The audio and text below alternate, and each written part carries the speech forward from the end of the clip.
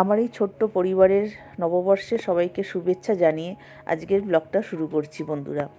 তো এই যে দেখো এখন সকালবেলা, তো সকাল 6টা বাজে, তো রোদ্দুরও প্রায় উঠে গেছে। আর এই যে দেখো আমার ব্যালকনিতে গাছগুলো কি সুন্দর একদম মানে সবুজ হয়ে উঠেছে। তো কারণ গাছগুলো একদম শুকিয়ে গিয়েছিল, তারপরে একটু সার দেওয়ার পরে গাছগুলো শুকিয়ে মানে সবুজ হয়ে উঠেছে। আর এই যে সকাল সকাল চলে এসছে, ছেলে একটা বই অর্ডার করেছিল, গল্পের বই, কবিতার বই। তো সেটা চলে এসছে সকাল সকাল, তো ও এখন সেটা খুলছে, খুলে দেখছে। আর ওর একটু বইটই, গল্পের বইটই পড়ার শখ আছে। তো এখন তো স্কুল মানে খুলে গেছে ঠিকই, অতটা চাপ নেই পড়ার। তো আজকে নববর্ষের দিন একটু বেরোনো আছে, যার কারণে বেশি কিছু রান্না করিনি।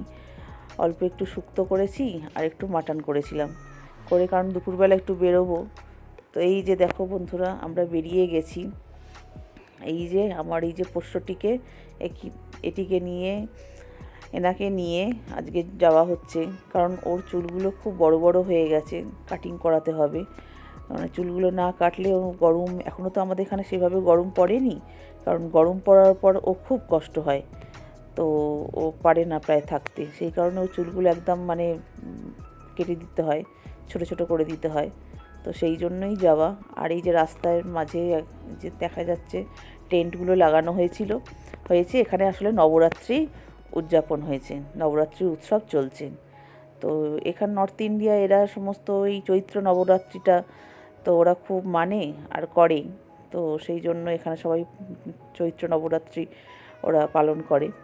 তো এই যে যাওয়া হচ্ছে, এই যে রাস্তাটা দিয়ে যাচ্ছি আমরা, এই রাস্তায় ভিডিও করতে করতে হঠাৎ দেখি গাড়ির ওপর থেকে কিছু একটা উড়ে গেল। ওমা, তারপরে দেখি একটা ময়ূর।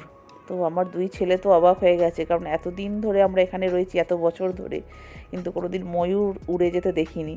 তো আমার বড় ছেলে বলেই দিল, ময়ূর আবার ওড়ে নাকি? আমি বলছি হ্যাঁ, তাই তো দেখলাম, ময়ূর তো পাখি, সেই তো উড়বেই, বলে সেই ময়ূরটা উড়ে চলে গেল।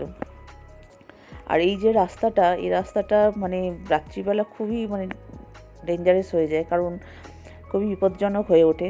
কারণ কি, এখানে এই রাস্তাতে রাত্রিবেলা বলগা হরিণ, যেগুলো আমরা বলি এখানে বলে বারাসিং, তো ওই বলগা হরিণ রাস্তার ওপরে নেমে আসে পাহাড় থেকে। তো তখন মানে মানে লাইন দিয়ে যায়, আর সেই সময় যদি কোনো গাড়ি সামনে এসে পড়ে, তারা গাড়িটাকে প্রায় ধাক্কা দিয়ে দেয়। সেই জন্য আজকে এই রাস্তার ভিডিওটা তো আপনাদের সাথে আমি শেয়ার করছি। এই রাস্তাটা আমরা ইউজ করি, কারণ এই রাস্তাটা দিয়ে চণ্ডীগড় খুব তাড়াতাড়ি আমরা পৌঁছে যেতে পারি, মোটামুটি 30 মিনিট প্রায় লাগে। এই রাস্তাটা শর্টকাট বলা যায়। আর একটা রাস্তা আছে, সেটা পিঞ্জর দিয়ে মানে কালকা পিঞ্জর হয়ে ঘুরে যেতে হয়। সেটাতে অনেকটা টাইম লাগে, প্রায় 1-1.5 ঘন্টা, 1.5 ঘন্টার ওপরেই লেগে যায়। তো সেই কারণেই আমরা যারা হিমাচলে থাকি, তাদেরকে মানে শর্টকাট চণ্ডীগড়ে যাতায়াত করার জন্য এই রাস্তাটা তৈরি করা হয়েছে প্রায় অনেক দিন আগেই। তো আপনাদের সাথে আমি শেয়ার করলাম এই ভিডিওটা, রাস্তার ভিডিওটা। তো এই যে দেখুন, বৃষ্টি পড়তেও শুরু করে দিয়েছে, আর দুধারে ঘন জঙ্গল, আর রাস্তাটা এত সুন্দর লাগছে কি বলবো। আর এই যে রাস্তাটা সোজা চলে যাচ্ছে, আমরা তো টার্ন নিলাম, সোজা দিক যেদিকে যাচ্ছে সেটা হলো মোল্লাপুর, যে স্টেডিয়াম, এখন আইপিএল যেখানে খেলা হচ্ছে, মোল্লাপুর স্টেডিয়াম, ওই স্টেডিয়ামে যাওয়ার রাস্তা, ওই দিক দিয়ে ওই মোল্লাপুর স্টেডিয়ামে যাওয়া যায়।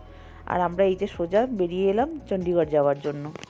তো আমার এই পোষ্যটিকে মানে তার চুল কাটানোর জন্য চণ্ডীগড়ে নিয়ে যেতে হয়। আমাদের ওই এরিয়ার মধ্যে পেট ক্লিনিক আছে, কিন্তু সেখানে কোনো রকম হেয়ার কাটিং করানো হয় না, মানে পেট পার্লার নেই, যার কারণেই আমাদের চণ্ডীগড়ে আসা। আর এই যে দেখুন, আমি পিজিআই হসপিটাল দেখাচ্ছি। পিজিআই হসপিটাল সম্বন্ধে আগেও আমি একটা ব্লগ করেছিলাম, এই সেই পিজিআই হসপিটাল। আর এই হসপিটালের বাইরে দেখুন, এই যে লোকজন দাঁড়িয়ে আছে লাইন দিয়ে, এখানে খাওয়ানোর ব্যবস্থা করানো হয়। তো যারা মানে রুগীর বাড়ির লোক, তাদেরকে এখানে খাওয়ানো দাওয়ানো হয়, লঙ্গর করানো হয়। আর এই যে দেখুন, চণ্ডীগড়ে একটা সিস্টেম আছে, এটা হচ্ছে রোটারি, এই রোটারিটাকে পুরো গোল হয়ে ঘুরে তারপর যেতে হয়। এই যে আমরা যাচ্ছি দেখুন, কারণ সোজা কোনো এই ডান দিক বাঁ দিক যাওয়া যাবে না। যদি আপনাকে ডান দিকে মানে যেতে হয়, তাহলে পুরো এই রোটারিটা মানে পুরো এই চকটাকে গোল করে ঘুরে তারপর আপনাকে যেতে হবে। তো আমরা এই যে বেরিয়ে গেলাম, চণ্ডীগড় রেল স্টেশনের দিকে বেরিয়ে গেলাম। বন্ধুরা, আমার এই যে ব্লগ ভিডিওগুলো আমি বানাই, সেগুলো আপনাদের কেমন লাগে সেগুলো আপনারা কিন্তু কমেন্টস করে অবশ্যই জানাবেন। কারণ আমি অনেকগুলোই ভিডিও তৈরি করেছি, তো আপনাদের সহযোগিতা পেলে আমি আরও ভালো ভালো ভিডিও বানাতে পারি। তো সেই কারণেই বলছি, আপনারা কমেন্টসে কিন্তু অবশ্যই জানাবেন। কারণ আপনারা যদি উৎসাহ দেন তবেই তো আমি আরও বেশি উৎসাহিত হব এবং কাজগুলো আরও এগিয়ে নিয়ে যেতে পারবো। ডেইলি ব্লগ করার চেষ্টা করি, কিন্তু করে উঠতে পারি না, কারণ ঘরে অনেক কিছু কাজকর্ম থাকে। আর মনে করে আসলে সেইভাবে ক্যামেরা ইউজ টু হইনি, যার জন্য কথায় কথায় ক্যামেরা নিয়ে রেডি থাকতে পারি না, তখন তার মধ্যেই কাজ সারা হয়ে যায়। তো এই যে দেখুন, চলে এসেছি আমার পোষ্যটিকে নিয়ে তার স্যালনে। তো এই যে ঢুকে গেছি। এবার কথা বলো, আমার হাজব্যান্ড আর আমার ছেলে কথা বলছে ওর কী কাটিং করানো হবে না হবে। তো আমার এই পোষ্যটি যখন কাটিং করতে আসে, কাটিং করানো হয়ে যায়, তখন ওরা কমপ্লিমেন্টারি হিসেবে ওরা ট্রিট দেয় ওকে। একটা কোনো রুমাল বা কোনো কিছু খাবারের কিছু একটা ওই ট্রিট ওদের যা থাকে, বিস্কুট ফিস্কুট। তো ওই জন্য খুব খুশি। এই যে দেখুন, আমি ক্যামেরা করছি ঠিক দেখতে পেয়েছে, আর তারপরেই ছটফট করতে শুরু করে দিয়েছে, আমাকে নিয়ে চলো, আমি আর ক্যামেরা আমি আর চুল কাটবো না। তো এই যে দেখুন, পারলে নেমে যায়। তো আমাকে বলল যে আপনি এবার বাইরে যান।